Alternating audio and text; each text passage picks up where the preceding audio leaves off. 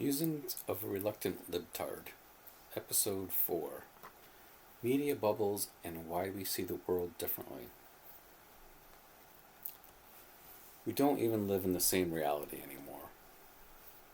There was a time when you could assume most Americans were at least working in the same set of facts. We had our biases, sure, but there was a baseline reality, one built from common sources. The evening news, the morning paper, the occasional long-form article from a magazine you trusted.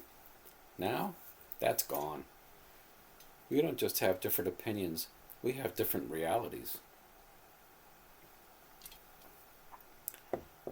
I can be looking at a set of numbers, plain as day, showing how the economy is doing, and someone I love, someone who swears they've done their research, will tell me I'm flat out wrong. They'll pull up an article from some website I've never heard of, some social media post from a stranger, and say, "This is the truth." And I sit there, staring at them, wondering how the hell we're supposed to have a conversation when we can't even agree that 2 plus 2 equals 4. We get our news from different planets. I remember when it first hit me just how far apart our information streams had drifted. A friend and I were talking about something Trump had done. One of those moments that, to me, was an obvious scandal. It wasn't some deep conspiracy. It was reported everywhere. But he looked at me like I had grown a second head. "That never happened," he said. I thought he was joking. Of course it did. It was all over the news. Not on my news. And that's when it clicked. He was right. It wasn't on his news, because his news had decided not to report it, not to acknowledge it, not to even let the possibility enter the conversation.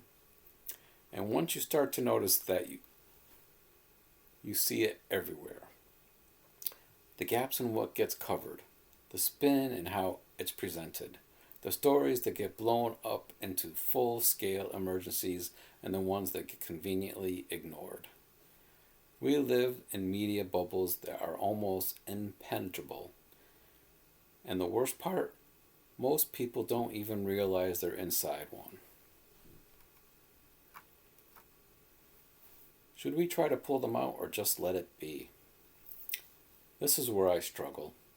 When you love someone who's lost inside one of these bubbles, it's tempting to want to pull them out, to send them links, show them fact checks, debunk the nonsense they're swallowing whole. But I've learned something the hard way. You can't reason someone out of a belief they didn't reason themselves into.